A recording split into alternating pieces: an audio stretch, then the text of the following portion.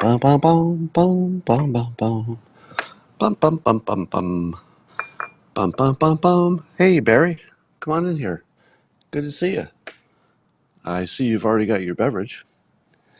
Dan, the rest of you, come on in. Still plenty of chairs. Grab a seat. Make sure you have a fresh cup of whatever, because it's almost time for the simultaneous sip. I'm Scott Adams, and welcome. All right, grab your cup, your mug, your flask, your stein, your tankard, your chalice. Fill it with your favorite liquid. I like coffee. And join me now for the simultaneous sip. Oh, yeah, that's good. I want to start with a book recommendation. Are you ready? I have only read this much of this book, but already I can recommend it unambiguously. It's called Invisible Influences by Jonah Berger, The Hidden Forces That Shape Behavior. So if you are a fan of my Persuasion reading list, this would be one to add to your list. It's in the let's say genre of influence by Cialdini. In fact, Cialdini is one of the people who like it, or he has a blurb about it on the back. It's really, really interesting. But here's the thing I wanted to talk about. So we've got this discussion about the social media and how they're influencing elections and etc. What would happen if Facebook ran, let's say if Facebook ran exactly as many ads for Republicans as they ran for Democrats? Or let's make a specific case. Let's say it's a presidential election and Facebook ran exactly as many ads for one as the other. And let's say also that the ads, just hypothetically, this is not possible, but say also that the ads were exactly as well done. That's not possible. But imagine a world where the Democrat ads are the same number and the same persuasive quality. Could Facebook game the system to make one of them have an advantage if they didn't change either of those variables? They're the same number. Let's say that they're presented to the same right number of people. So let's say three things are the same. It's presented to the right people. It's presented at the right time. They're equally good, and there are just as many of them. Could they still game the system if all of those variables were equal? And the answer is, yeah, they could. Even if you imagine that they've both targeted the correct demographics. And here's how they would do it. I'll just give you one suggestion. What you are primed with before you see an ad will have a huge influence on how you process it. So Facebook could, I'm not saying that they will, but they could very easily decide that the Democrat ads will follow, let's say, a story about something positive. They could say, and I'm not saying they will, but they could say that the Republican ads will follow something negative, or something that will be designed to prime them for a negative response to whatever the ad is. So the social media companies could show you their stats, and they say, look, it could not be more fair than this. These are our actual stats. We ran just as many. We ran them when we said we'd run them. Went to the right people. There's just no way to say that that's unfair. But we do now have the technology, and it's very well understood, to prime people before they see an ad with other content. And it would completely change the result. I'm not talking about a 1% difference. I'm talking about something more along the lines of a 30% difference. So the book is called Invisible Influence by Jonah Berger. Now, similar content to what I'm talking about you'd see in Robert Cialdini's books, Influence, and his follow-up book, Persuasion, and it will teach you that stuff. So here's the thing. one of the things this book does really well is it annihilates your assumptions about free will. And one of the experiments really makes the story. And let me see if I can give you an example. So one of the examples is they have somebody come in as part of an experiment, and they say, "Here's a line, and the line is this long. Now compare it to 3 other lines, and tell us which one is the same length as the original line." So let's say this is a line of a certain length, and then there'll be 3 lines. One is way too short, one is way too big, and the other one is obviously the right size. Now, if you bring in people one at a time and say, match the lines, they'll get it right almost every time. They'll say, this one is obviously, it's only close to one of these lines. But if you have people come in and prime the room, people who are working for the people doing the study, they pretend to be other people in the same study, and they go first. And they say, oh no, it's this other line. You can instantly change the opinion of the person sitting there so that they don't even see the lines the same length. Think about that. They're looking at it. And just because a few other people said that the line that's this big, and I'm talking about big differences, not that big. Let's say this is the line, and the one that the Confederate is saying is the same length is only this big. I mean, really big difference. And you can actually convince the other people in the room instantly that they're seeing this line as this big. Their actual visual processing is completely altered in 10 seconds. Now, once you realize that, you understand that there's nothing like people making decisions on politics.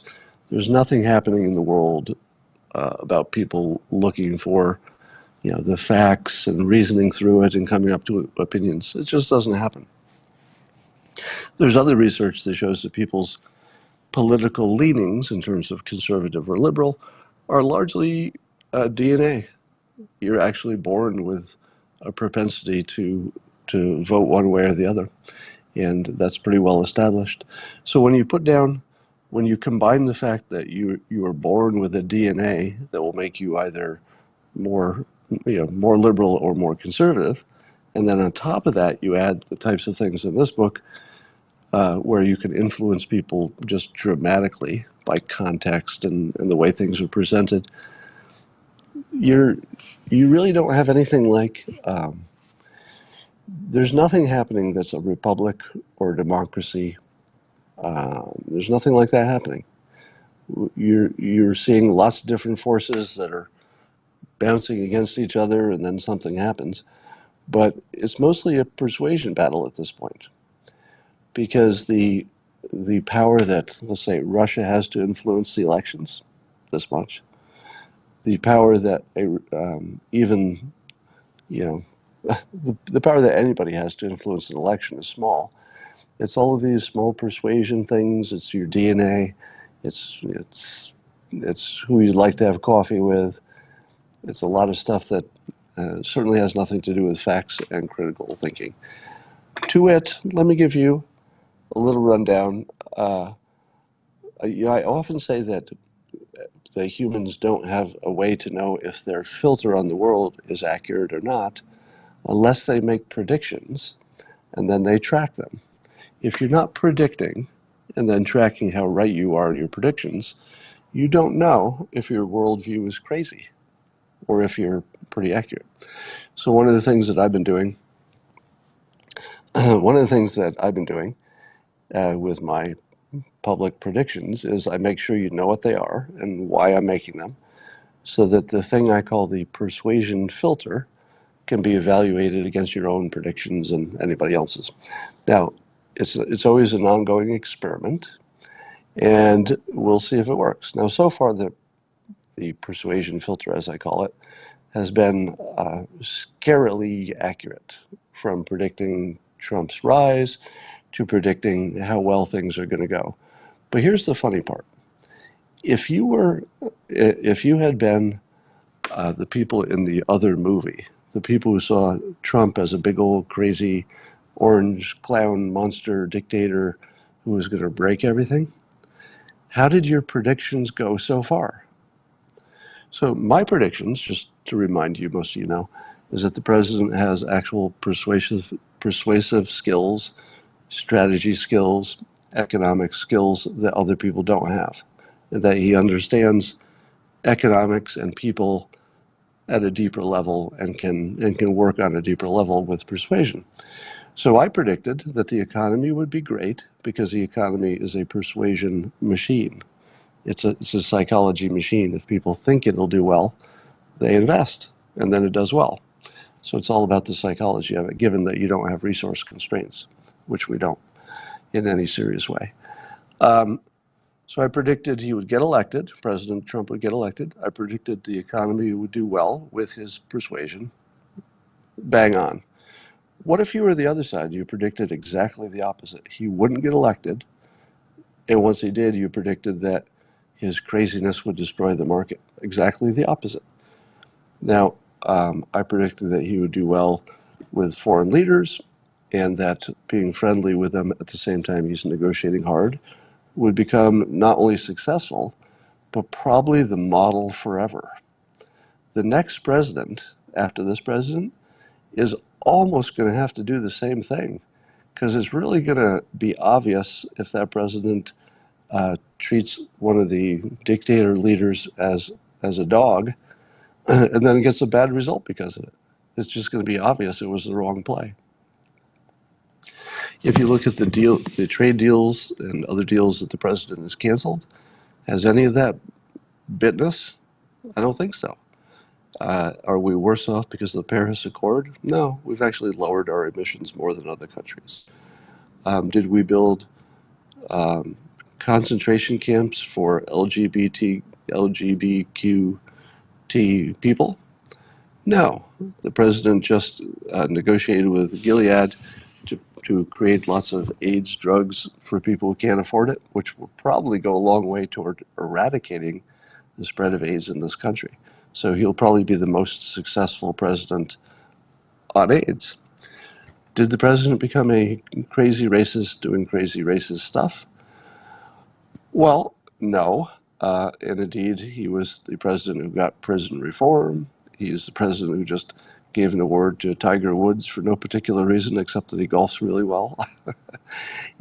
If you thought that the president was a big old racist and you're watching his policies and you're saying, okay, why does he keep bragging about African American and Hispanic employment being so good? What kind of racist continues over and over again to brag about how well he's doing for that segment? Doesn't make sense, does it? Does it make sense that he would choose an African American athlete to give this award to? Well, they're friends. Apparently they've known each other for a long time. But you wouldn't do that if you were trying to send a secret message, would you? You wouldn't. You wouldn't do a lot of things that he's doing if you were sending those secret messages.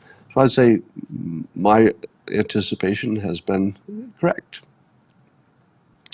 The people who said we see at Charlottesville that he must love these neo-Nazis who are marching against the and saying anti-Semitic things. Well, why is it that Israel loves him? Why are they naming a settlement after him? None of that makes sense. Why is he recognizing the Golan Heights as Israel? Why is he moving the U.S. Embassy to Jerusalem?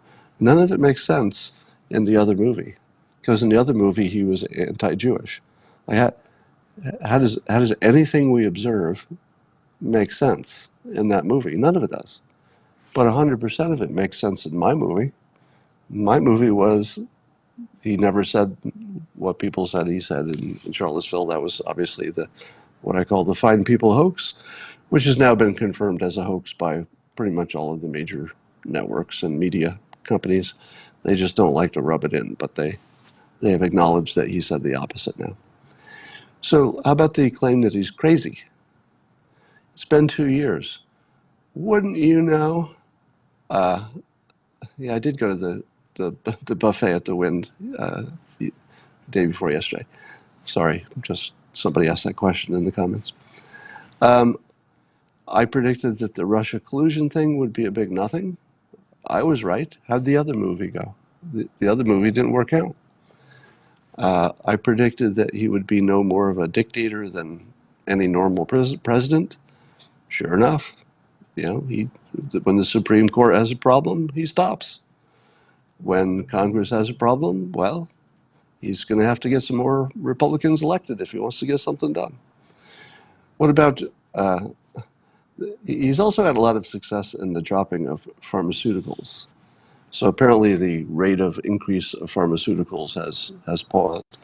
I don't think he's done well on healthcare in general, but there's still stuff happening there. So maybe we'll see something.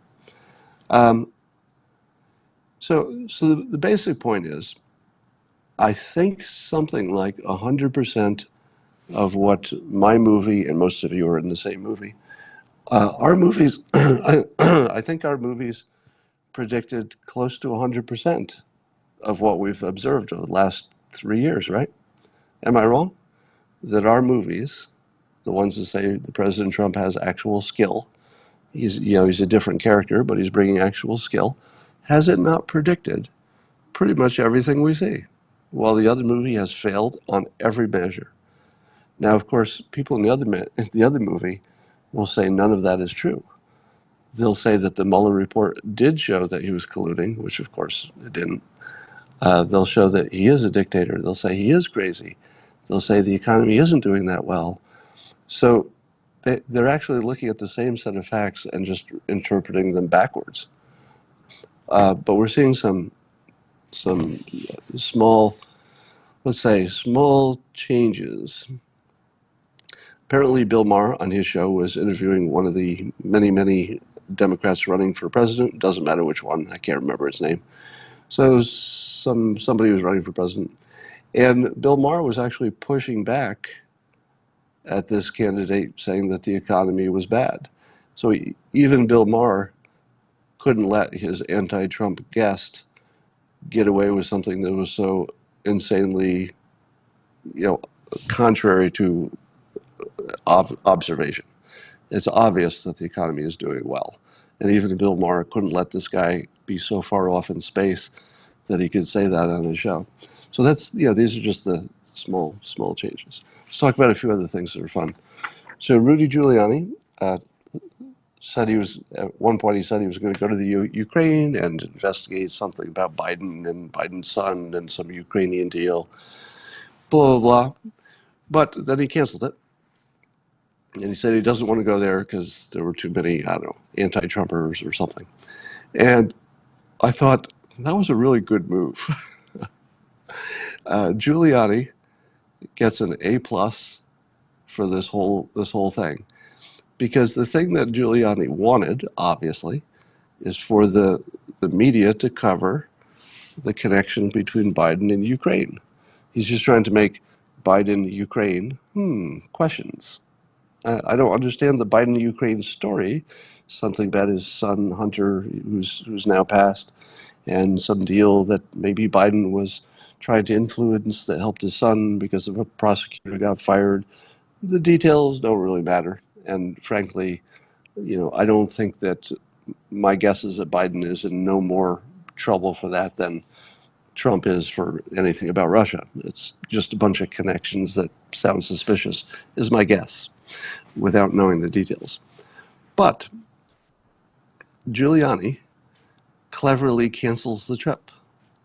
So he gets 2 hits. He gets 1 hit for planning the trip, 1 hit in the news, and then he gets another press hit for canceling the trip.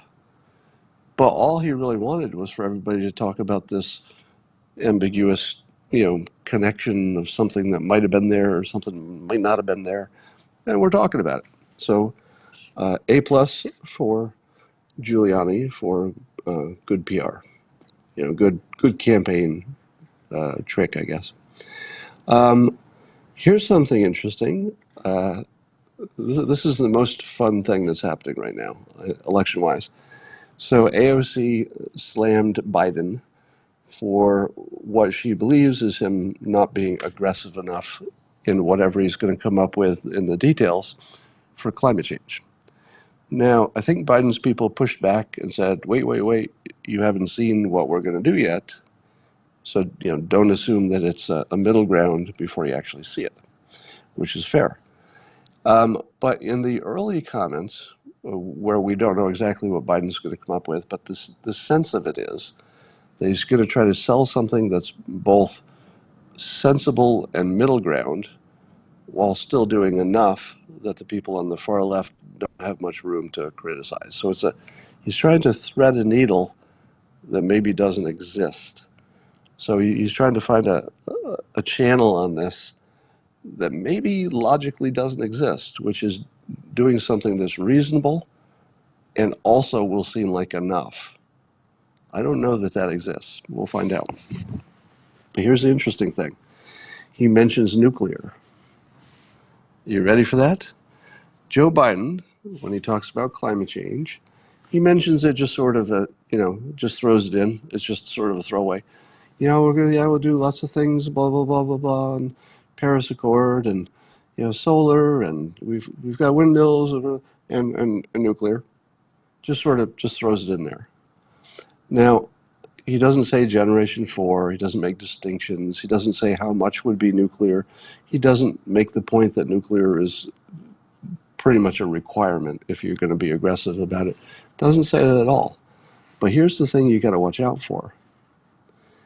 If he's serious about nuclear, he does have the best plan. So watch out.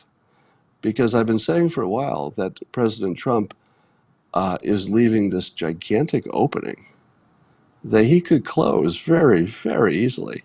And it probably is that President Trump has either not been advised to the point of understanding the nuclear solution, or he's waiting, or he has some personal opinions about it. I don't know. But it's obviously missing. It's like just strikingly missing from the president's rhetoric is climate change. Now, the kill shot here, which the president has available to him, and I just have no idea why he hasn't used it yet. Could be he's just waiting. It could be more effective if he waits. I think the kill shot is to say, there's a big disagreement about whether climate change is as big a problem as people think. But it doesn't make any difference to what we do. Because what we do is we should improve all of our energy sources as aggressively as possible, because it would be the greatest idea in the world if climate change is a big problem, and it would also be a greatest thing in the world if it's not. Because for all of the reasons of industrial development, of keeping pollution down, of getting good prices on nuclear, of having stable, reliable sources, you can't really put all your eggs in one basket. So you don't want to put them all in the green basket, or at least the traditional solar and wind green. You're going to have to spread it around. So if President Trump said, look, the rest of the country can argue all they want about what's true or not true about climate change, it makes no difference to what we actually do. Because the only way you could really deal with climate change is to be aggressive in all of these technologies, nuclear being probably the one that will make the most difference. But hey, maybe it turns out that solar has some development, some innovation that makes it far more practical than we think. Maybe there's some battery thing that we don't see coming that would change the storage question. So the president could so easily sell a story where if the United States doesn't go full strength at every one of these technological opportunities, we're just being dumb. Just dumb. Because this is an easy sale. If you believe climate change, do this. If you don't believe climate change, do it just the same. There's no difference. So there's this gigantic, gaping 4-lane highway opening for the president to take the dominant issue on the left and annihilate it, probably in the space of 2 tweets. Now, you tell me why the president is not doing that. I don't know. Because the only thing I can imagine, because it's just so glaringly obvious, the only thing I can imagine is he's not been briefed up to speed, about the fact that the nuclear meltdowns and problems of the past were old technology, and that the nuclear technology used in, let's say, France, for example, who gets most of their power from nuclear, is generation 3, which I believe have never had a meltdown. And generation 4 is coming, which would make meltdowns almost physically, I think physically impossible. So you almost couldn't imagine anything going wrong because of the very design of them. And they work well together. So you might need generation 3, where you just want to get going quickly and have a really big site. You might need generation 4, where they don't have as much infrastructure, or there's a different situation. So it's probably going to be a blend. So you don't even have to decide if you like generation 3 or 4. Don't need to decide. Go hard on both. It's the only rational path forward. Anyway, so Biden has taken a clear, I would say, he just took the high ground. So Biden, he had no opposition to the rational position, which would include nuclear. He might not push nuclear as much as he should. He may want to soft pedal that. We'll see. But the high ground was there. It was just waiting for somebody to come in and say, "Yeah, I love all this green power, but you also have to have nuclear. There's no question about it. And here's why." If Biden makes that case and Trump doesn't, you're going to have to ask yourself if Trump's your guy, right?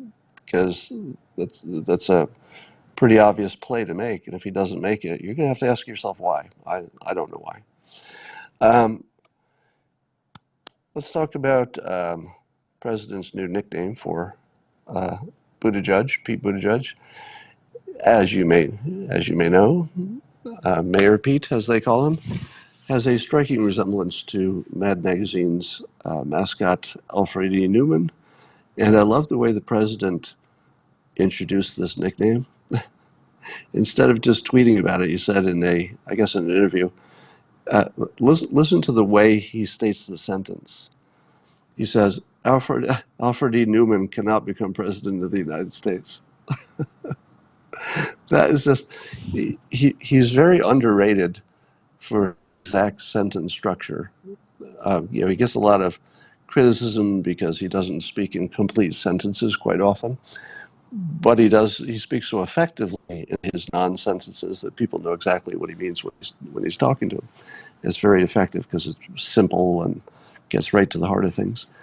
But the way he put it as a statement of what can't happen just makes this ordinary nickname, like, it just takes it to another kind of level of fun. It would have been weak for him to say, "Hey, have you noticed that Buttigieg looks like Alfred E. Newman?" Ha ha ha ha ha. Hey, did you notice? He looks like Alfred E. Newman. Ha ha ha. There were a million ways to make that not funny. Think about it. There were just all kinds of ways to introduce this idea that just would lay there. It would just lay there like not funny. But because he puts it in this exact phrase, Alfred E. Newman cannot become president of the United States. It makes you think. It makes you wonder about the question. It's like, well, could Alfred E. Newman, or somebody who looks like him, become president of the United States? Why couldn't they? They could. So because his sentence makes you grapple with the question of whether someone who looks like Alfred E. Newman could become the president of the United States, he takes it out of the mere comparison and makes you think about it in the future and how you'd feel about it. And it's sort of twisted around in your head until it just sinks in and becomes a permanent part of your thinking. So I hate to use the term earworm. You've heard that term, an earworm. Something, once you hear it, it just keeps repeating in your head. But Alfred E. Newman cannot become president. Now, to his credit, Buttigieg had a really good response in which he said he had to Google it because it must be a generational thing, meaning that he's too young to know about these old references, which was a clever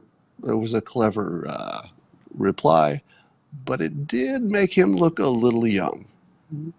So I think Trump still got the better part of that exchange because he gave you an image you'll never get out of your head. But and I think the counter was competent, but not as good as the original insult. Now, there's a company that's getting ready to print some 3D homes in Latin America. So they're they're not very elaborate homes. They're basically little rectangles that they 3D print.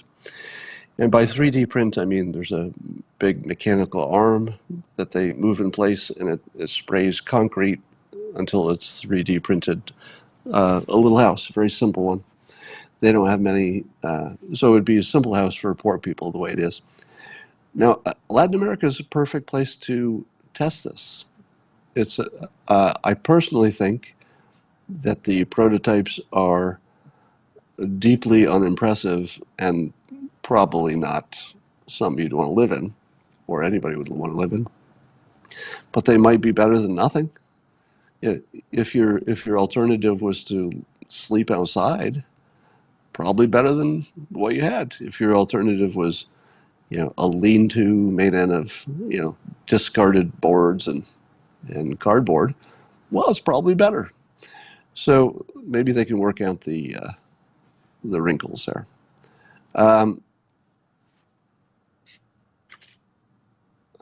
Yeah, it's better than a box.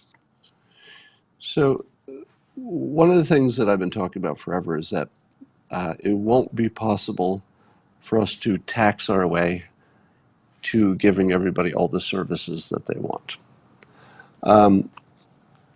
Let me do something I was going to write. I was going to write something, but I want to run it by you. And this is I was going to write a blog post on how to frame things properly. I'll give you some examples. Most of our major topics that are unsolvable have a framing problem, meaning that we're thinking about them wrong, and therefore we can't get an answer because we're framing them wrong in the first place. If you take, for example, the border with Mexico, if you frame it as a border with Mexico, it's hard to get it done because Americans like Mexicans. We like them. Yeah, we understand that you need a border, but it would be more productive to say, because it's more accurate, that it's a border wall between the United States and the cartels. Because the cartels literally control the territory on the border, which is how they make so much money by allowing and charging people to cross illegally. So they're making a lot of money, so they control that part of the border. So the first thing I'd say is let's stop calling it a wall with Mexico. Maybe the president can't say that because he's got to be a little more diplomatic with the actual government of Mexico. But you and I can say it's a border wall with the cartel because it's a border wall with the cartel. That's literally what it is, right? It's not territory that is controlled by Mexico. But here's another framing, all right? Here's a framing I don't believe you've seen yet for immigration. So not talking about the walls per se, but just the framing of the contest. We're talking about, is it humanitarian? Is it about drugs? Is it about crime, etc.? Here's the better framing. Who gets to decide who comes in? Who gets to decide? That's a high ground. Who gets to decide? Because here's the framing. If we have good border security, whether or not walls are part of that is a separate conversation. But if we have strong border security, then the citizens of the United States get to decide what happens with our country. If we have weak border security, the kind we have, then people who do not live in this country get to decide what the United States is. So you could just completely stop saying crime, completely stop saying humanitarian crisis, stop saying jobs and economics. You can mention all those things. Either their background, their context, they're important. But when you're arguing it, just say, look, the question is who decides? Just decide that. Because we're never going to have a system that everybody agrees with. If you're trying to run a civilization, and it's not possible to have a policy that even you can get even more than 50% of people to agree with, The best you can do is to develop a system that gives the right people the decision. Even if the right people don't make the decision that maybe you would like, you need to get the right people making the decision, because that's the most stable situation. And so the question on immigration is who gets to decide what the United States is and turns into. Do Americans get to decide? Because the only way we get to decide is with a strong border, and we don't have that. Right now, Guatemala is deciding what the United States is. It's actually their decision. People in Guatemala are deciding who we are. Is that okay? If you're okay with that, then you should be able to comfortably say that. Say, yes, I think the fate of the United States should be decided by people who don't live in the United States. If that's your view, step up and say it. All right. When we're talking about healthcare, it's impossible for the public to get involved because we don't quite understand the ins and outs of it. So popular opinion can't really drive our politicians in one way or the other. If you don't have that, then the lobbyists have the control. All right. So right now the lobbyists control the government because the people can't play. We're completely taken out of the game because of complexity and we don't understand. So here's a better way to frame healthcare. There are just two choices, but these two choices permeate everything. All the parts of healthcare and healthcare insurance, which I'll consider two different things. Here's the framing. Things are either pro-competitive or not. That's it. Just make that framing. Any change or any current situation is either transparent and pro-competition or it's anti-competition. And that's all you need to know. And you could evaluate every single thing on those two things, because the thing we know is that prices are too high and competition is the only thing that can make it come down. Nobody's ever invented another way to take prices down. If the government puts price controls on, everybody knows that's bad for the world. That's a well understood phenomenon. Nobody has an idea better than competition. And I would believe the socialist leaning people would agree with this. So right now, the most unproductive framing of healthcare is that the people on the right are saying it's socialism, it's socialism. Totally unproductive. It's a good way to make people hate whatever those ideas are, but it so doesn't describe what's happening that it's a complete waste of time. It's a complete diversion to any good outcome. Likewise, if the people on the left say it's a bunch of greedy rich people who don't want to help people who have less, that's not really productive either, because that doesn't quite explain what's going on here. So I would put it this way and say we should do everything that fits into the category of being pro-competition. So the president recently, or the administration recently, I guess they instituted some law. I don't know the legal procedure they did it. But pharmaceutical companies will be required now to say their prices in commercials, even TV commercials. Now, this is clearly pro-competition because that gets the customer involved in seeing what prices are, and that might have some indirect thing. So I would say that we should stop talking about socialism versus whatever the Republicans might come up with. That's the wrong frame. The frame is look at each individual decision, of which there could be hundreds of them, and just ask one question: competitive or anti-competitive? That's all. Single payer insurance, is that competitive or anti-competitive? What is it? Is that competitive or anti-competitive?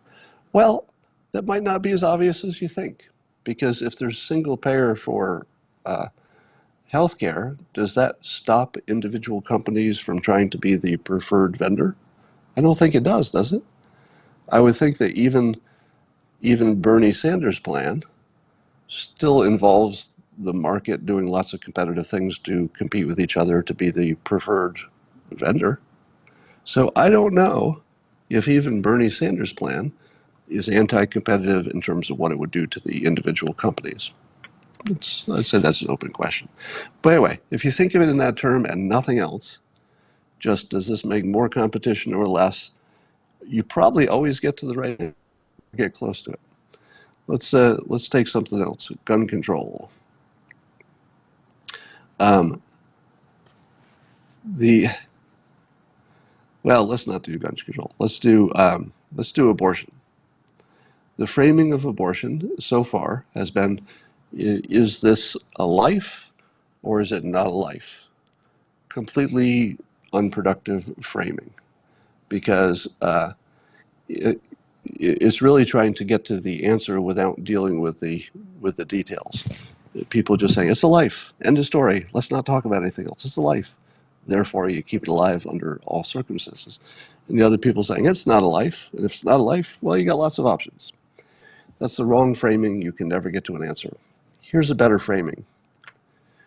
Who gets to decide? Because whoever decides is going to make mistakes. Whoever gets to decide about an abortion for a particular person in a particular situation, whoever it is going to make mistakes. They might make mistakes in the direction of harming the mother. They might make mistakes in the direction of harming a life of an unborn. There is 100% chance of mistakes.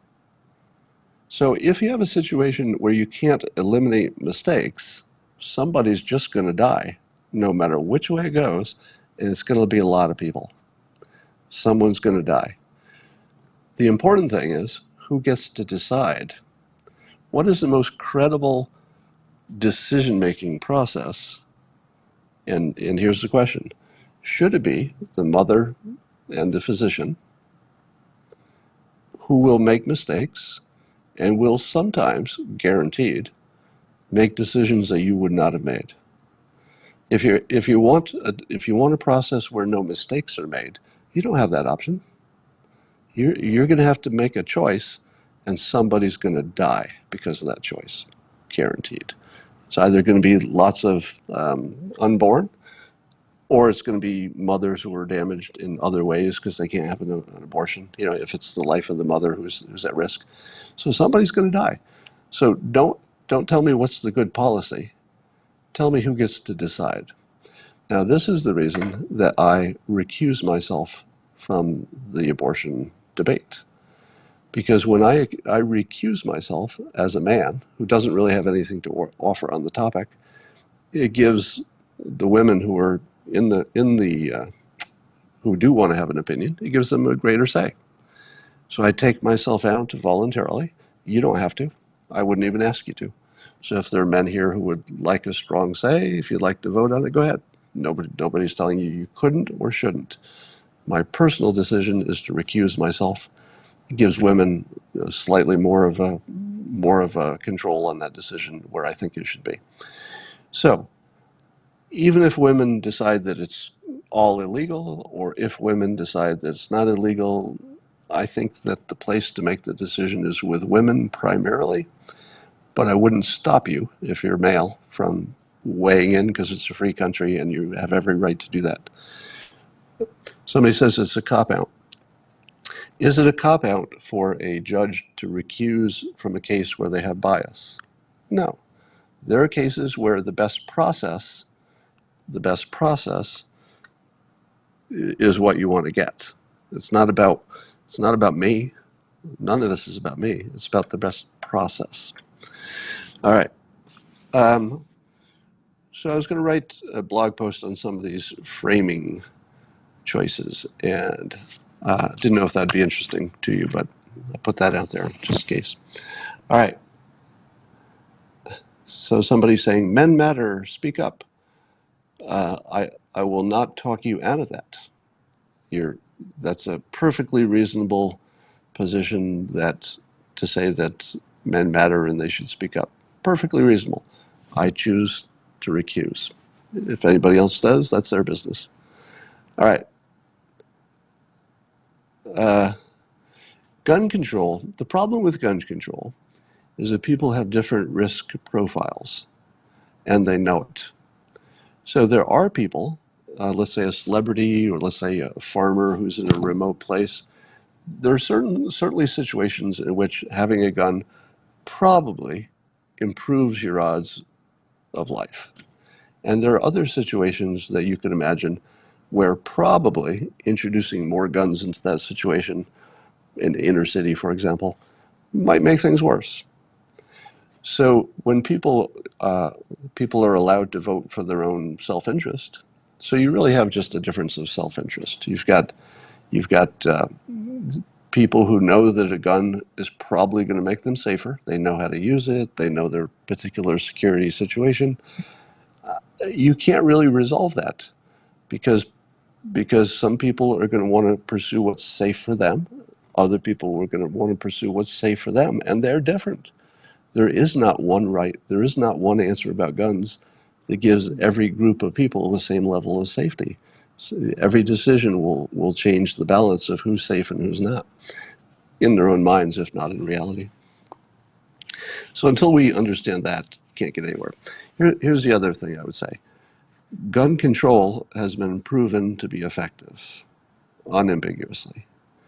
And I know people hate it when I say that, but there's one example that just proves it, in my opinion, proves it beyond a doubt. And that's the fact that fully automatic firearms are banned.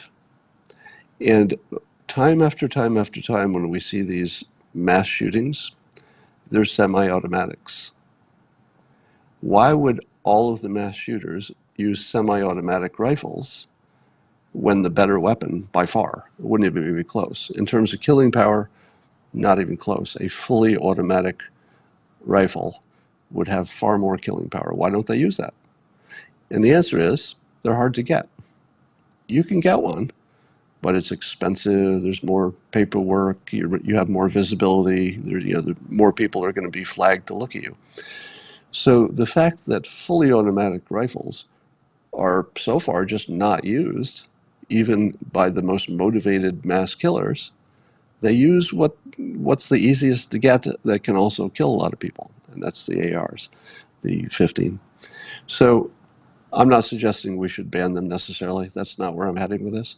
What I'm saying is we should stop saying that gun control is a bad idea or doesn't work when there's such an obvious example where it does work and has worked and probably saved tons of lives. If you look at just the Las Vegas shooter, the Las Vegas shooter knew enough about guns that if there were such thing as a fully automatic he could easily get without flagging himself, I'm sure he would have had one.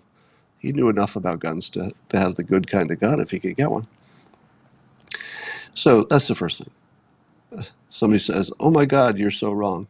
Well, I'm taking it from the military people who know enough about automatic rifles to inform me that it's a gigantic difference. For example, the fully automatics don't jam if you're using them like a machine gun.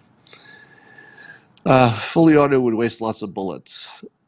Well, not if you're just shooting randomly into a crowd. All right, and the bump stock ban, I think, was probably useful because the bump stock didn't have much of entertainment or hunting value. The bump stock didn't really have the normal kind of value that you get from normal gun activities. It just was sort of a trivial thing. But it might have been tempting for people to use that same technique. So it takes away a temptation, very small difference in what actually happens in the real world. Now, I want to strongly support the notion that having a well-armed population does control the government. All right? I hear people say, the dumbest thing I hear people say about guns is that the military of the United States has the good weapons. They get the nukes and the drones and the tanks. So what good would it be for citizens to even have ARs? What good does it have to have small arms in the public when the government obviously has more weapons? Well, here's the thing. The government can't turn against the people without everybody who's in the military losing their families. So they're not going to do it. Yeah, just think about it. Imagine that any part of the military turned against citizens of the United States. What's the first thing that the citizens of the United States would do? They would find out who were these people in this military unit that just killed some citizens. They would find out who they were, they would track down their family, and they would kill them. It would probably happen within the week. So the ability for a military unit within this country to turn on its own citizens, oh, they could definitely do it, but their families would be killed in a week. If they all want to lose all of their families and never be able to live in this country, the country, it would create a country that nobody could live in. What would be the point? What would be the point of turning against the citizens with your big weapons if you couldn't go outdoors without getting sniped to death? The government wouldn't be able to walk outside. So even if there were a dictator, as long as the rest of the government was supporting it, there would be enough guns to pick off all of their family members. Everybody would be sitting in the neighborhood and they'd say, I don't know how to get to the Secretary of Defense, but I know his cousin. So I think I'm going to take my handgun down and visit his cousin. And maybe that'll convince the Secretary of Defense to look at this a little differently. So when people think that it's going to be the government's military against the people's little small arms, it's not going to be that. It's not going to be that. The first thing people would do is hide all their weapons. If the military turned against the public, step one, everybody hide their weapons. That's step one. Step two, figure out who are all the family members of the people who seem to be in on this plot to work against the citizens. That's step two. And we're going to find out. There will be hackers who find out. There will be, you imagine that the bad guys would wear masks, but there would be ways we'd find out. We would easily find out all the loved ones of anybody who turned against the citizens, and they would be wiped out in a week. So I don't think we can have a revolution in this country. Likewise, the military wouldn't be able to guard all of the things that the citizens could work against. I mean, the citizens could really mess up this country if it became a civil war. All right, so enough about that. So the gun thing just can't be solved because the differences in our risk profiles. That's exactly what Britain said. Culture makes a big difference. American culture is so strong on this gun issue that I just don't see the government confiscating guns. I just don't see it. All right.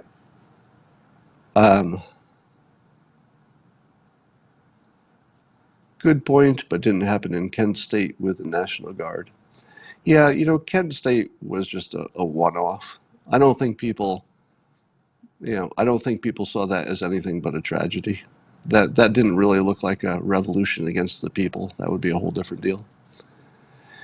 Yes, it's a mental illness issue. So I heard a statistic on Tucker Carl's show that the amount of people who have mental illness in teenagers is up by 50% in, I don't know, last 10 years or 8 years or something.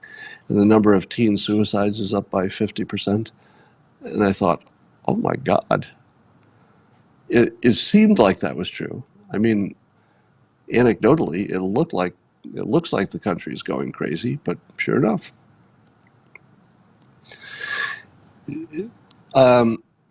Has the role of medication been studied? Yeah, if you're looking at what it is that's causing people to be so sad and suicidal, it's probably a bunch of things. I don't think it's one thing. If I had to, if I had to guess, what are the major factors behind all the increase in depression and stuff? It's probably a combination of the following things: social media for sure, and the next thing would be the amount of stimulation. So people are way overstimulated, and our brains are just getting fried, and we can't deal with ordinary problems because all the problems of the world are being blasted at us all the time. If you did not have technology, as when I was a kid, your entire world was you sitting there and people that you could physically get in contact sometime during the day. So my world was so tiny that my biggest problem was it was boring. It was very boring. But I wasn't stressed because there was nothing to stress me. I didn't have enough stimulation. I was so understimulated that I was always looking for more stimulation. I guess people are always looking for more stimulation, but it was hard to find back then.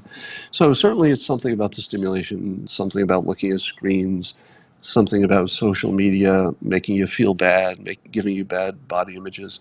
But just think about this. Before smartphones, you knew, let's say, 50 people pretty well. So let's say your circle of people you knew pretty well was about 50 people. Within that 50 people, you were probably the best or one of the best at a lot of different things. So among all the people you know, you might have been the best basketball player. You might have had the best grades in history.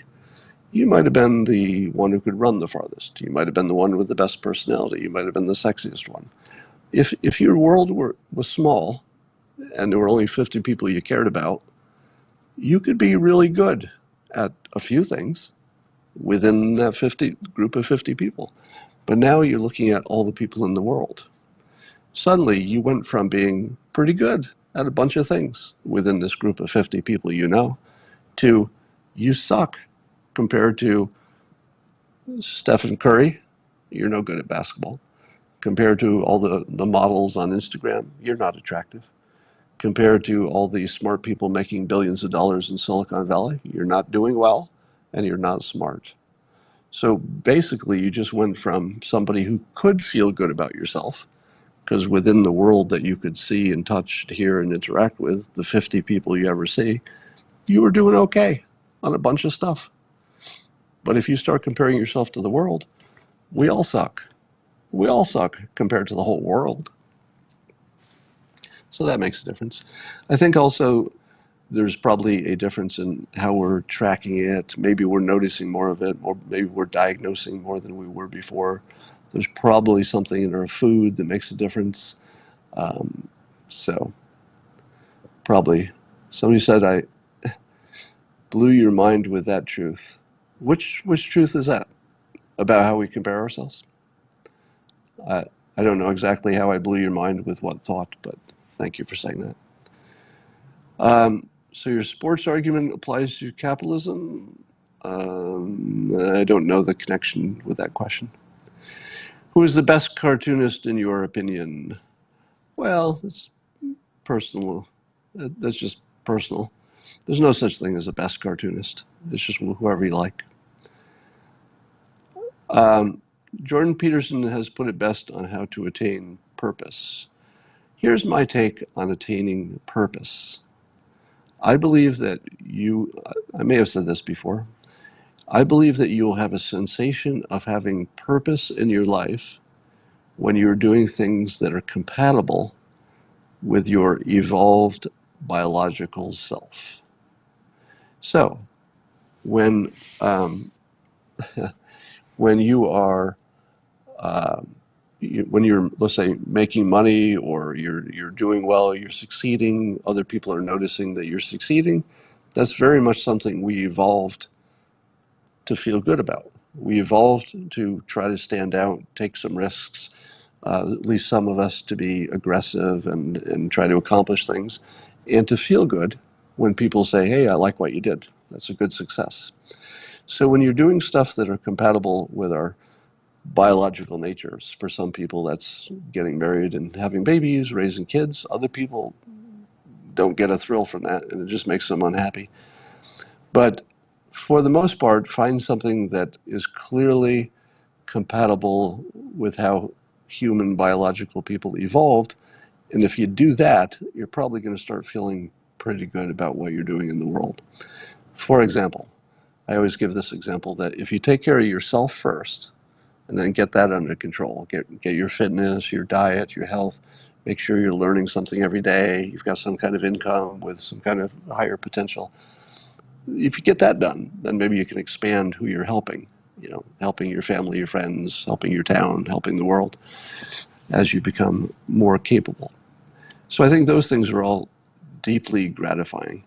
So I think anytime you're learning and growing, taking care of yourself first and then expanding who you can help from the center out, yourself being the center, as long as you feel that happening, even when it's happening slowly, you're feeling progress toward the thing that you were literally born to do.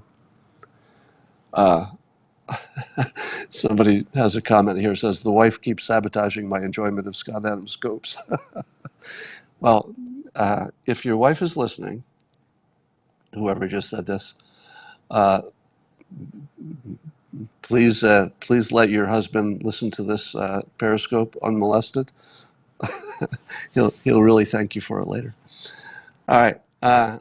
Somebody says that is exactly what Dr. Peterson says. Actually, I didn't know exactly what he said, but I assumed it was compatible with his thinking. I didn't know that that's what he says about meaning.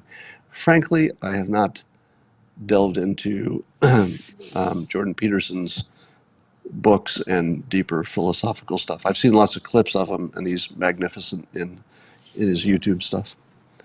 All right. Somebody says, you organize your gym routine around my periscopes. Let me tell you what, I do the same thing, and I do what I call five-er-sizing. Five being F-I-V, I five-er-size, meaning that I often, not every day, but I often time my workout so that the Fox News show The Five is on, because I find that there's something about the multiple people joking and having fun about things I care about is distracting in all the right ways. So it puts me in a good head for working out, but it also gives me structure. So this is one of the best. A number of people have said they do their workout at around this time to pair it with my Periscope. It's a really good thing to do, having nothing to do with me, but rather to have a routine around something that you like to listen to, or you're willing to listen to, and it keeps your mind off your exercise. It's a really good system. All right, I'm just looking at. Oh, so yeah, so Ben Shapiro made some news by walking off a BBC interview. I guess the BBC interview was asking some questions that didn't sound like they were even it wasn't even trying to be unbiased. And so Ben reacted to that and walked off. The interesting thing was what happened after, because I don't know if you noticed, but Shapiro basically completely took it on himself. He accepted. He accepts. I think he's framing it as he got beaten in this interview, or he essentially lost in the exchange. So he's saying that very clearly. He's taking it with humility. Looks like he's taking it as something to learn. Everyone says he got destroyed, even Ben. So I listened to just the part where there was the angry exchange, and then he walked off. And I didn't really. All I saw was his reaction seemed out of sync with the questions. Seemed like his reaction was bigger than the situation called for, and I feel like that's what he's acknowledging in his own words. And what was interesting was, how often do you see people do that? It catches you off guard. It catches you off guard when anybody is honest about their mistakes. So I have to admit, I kind of like him better. I don't know if I would have handled it the same way. In other words, I don't know if I could have been. I'd like to think I could have. I think I like to have been as honest as he was about how he didn't come off well in that. I appreciated his honesty of saying, okay, I lost that round. It's not the end of the world. So anyway, I would say he made a mistake. He totally copped to his mistake. Let's move on. I appreciate him more for doing that. Uh, all right. I guess that's all I have to say. And I'm going to talk to you later.